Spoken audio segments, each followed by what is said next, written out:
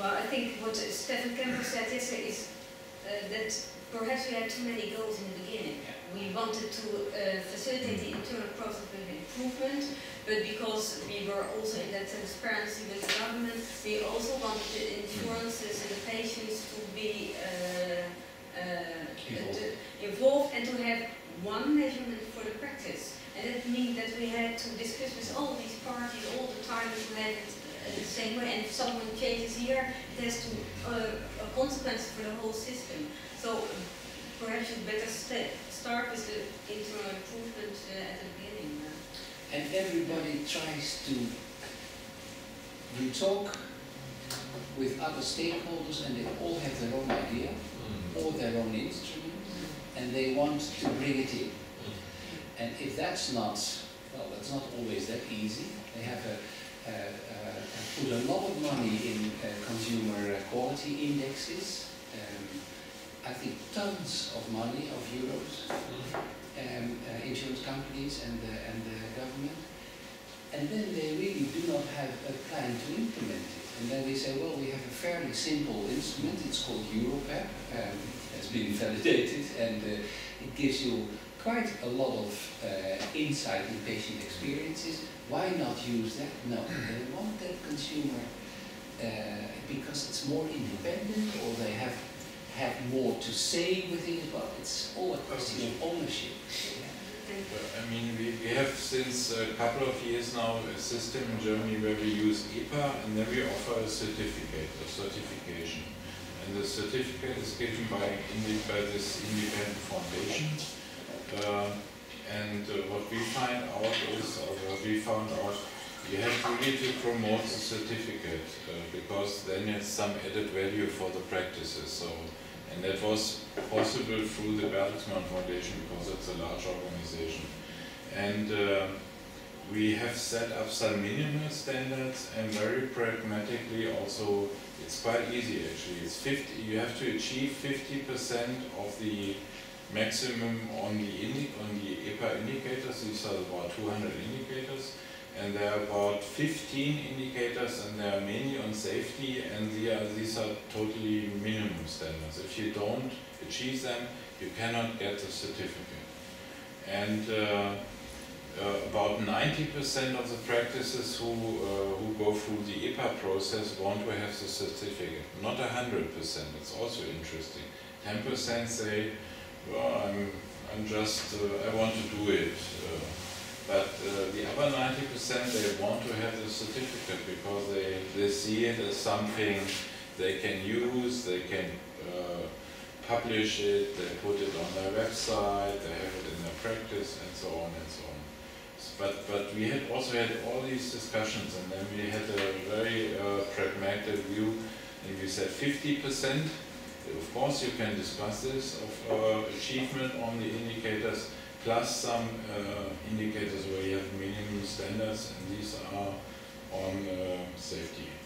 And now we want to raise it to 70% because we see that the average achievement of the practices who are coming now newly into the system is already around 70–75%, because you see in the whole system many of our standards, like do you have a thermometer in your where you have the storage of your vaccines, they all have it now, but years ago it was nobody had it.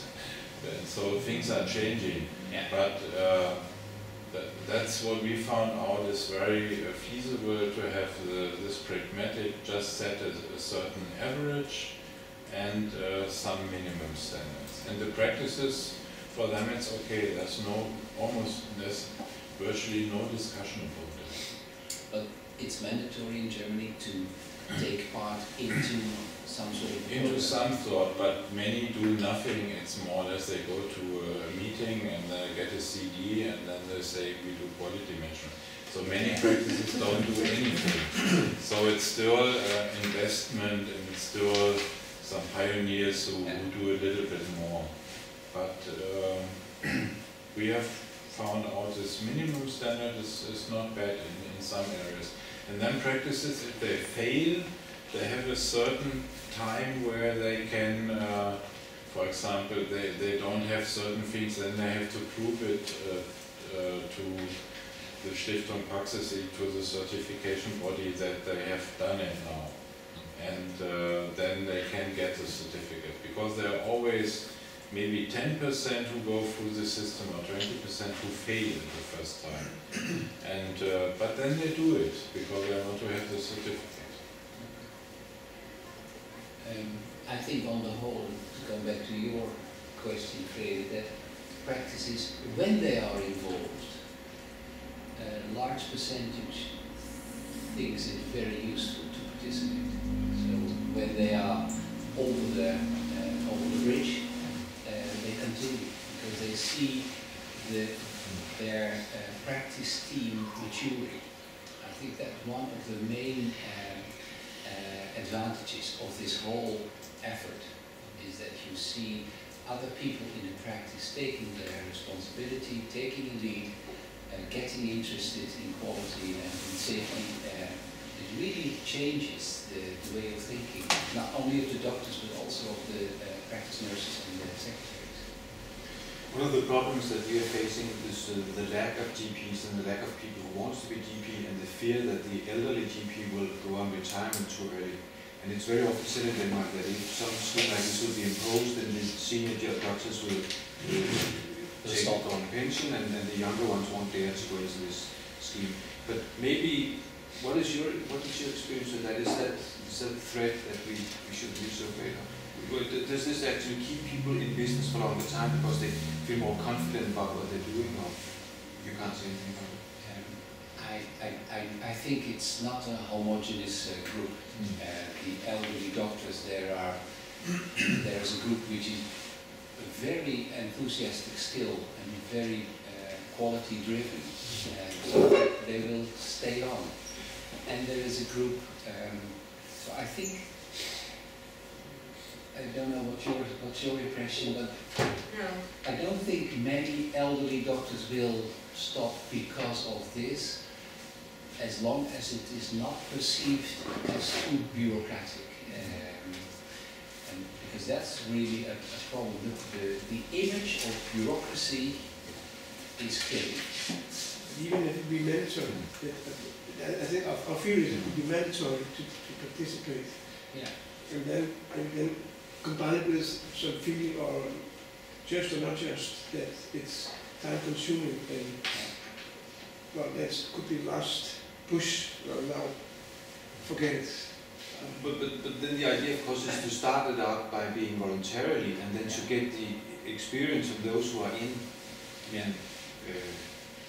But then you stay with those famous 20 to 30% practices,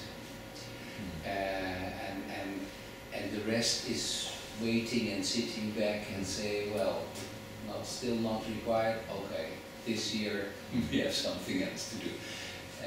So that's, you want more. You want those 60–70%, because then the rest will follow, and there will always be a very small part who won't participate. But those are the problem cases, I think, that you have identified.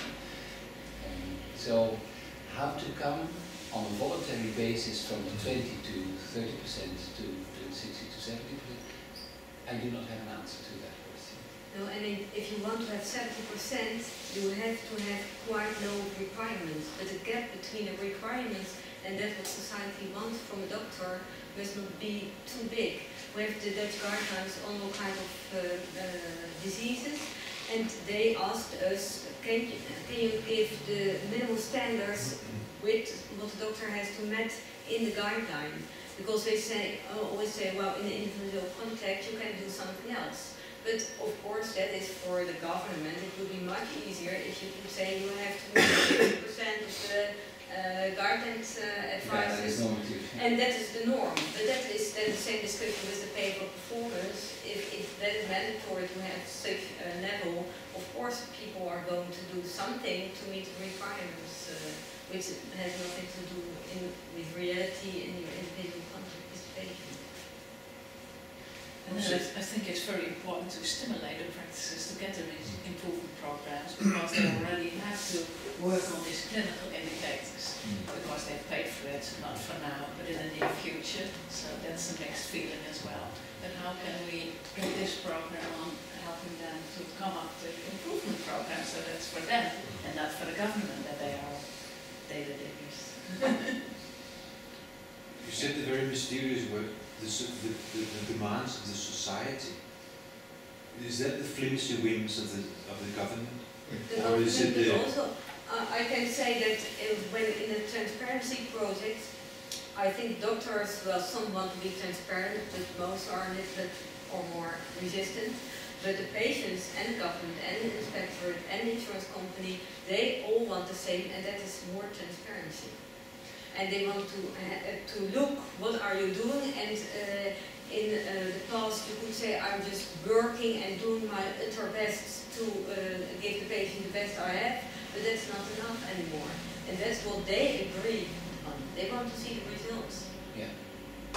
Very, very, very, they want to know if the practice they are going to is a good practice. But now you're talking like the patients, but before it was the payers, and then there was the authorities. What is the society that you want to please? I think this whole complex of stakeholders.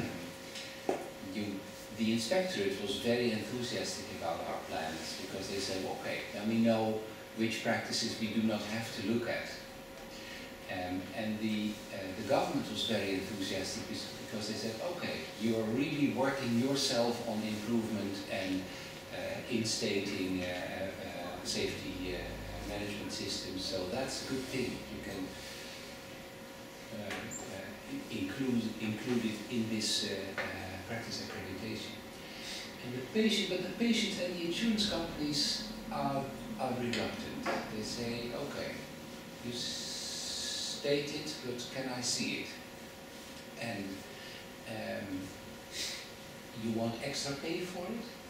Why? It's your normal business, isn't it, to be good? So why should we pay extra for it? Some insurance companies do reimburse the practices for participating in the scheme, but others are not that enthusiastic about it. So there you have the reluctance brought in, and then you have the reluctance of the professionals themselves. Is this the system? Even our association is still reluctant in endorsing this system and say, go for the college system, that's it. No, they've never said that. They always say, okay, yeah, you can do it, but shouldn't you do it a bit different, college?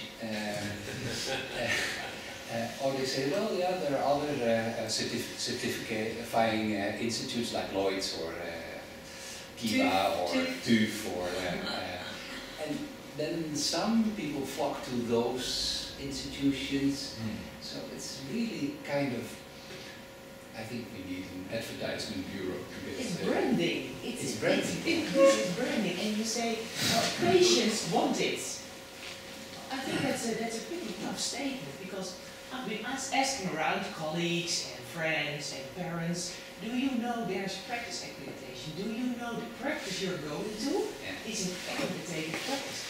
No, what's this? What does it say? It is on the website, but I'm pretty convinced that the vast majority of patients do not know whether. And when they decide to go to another practice, they have a personal problem with their GP, which is not necessarily related to the quality of the GP. So hardly ever. Hardly ever. Patients do want more transparency, and they do want to make better choices.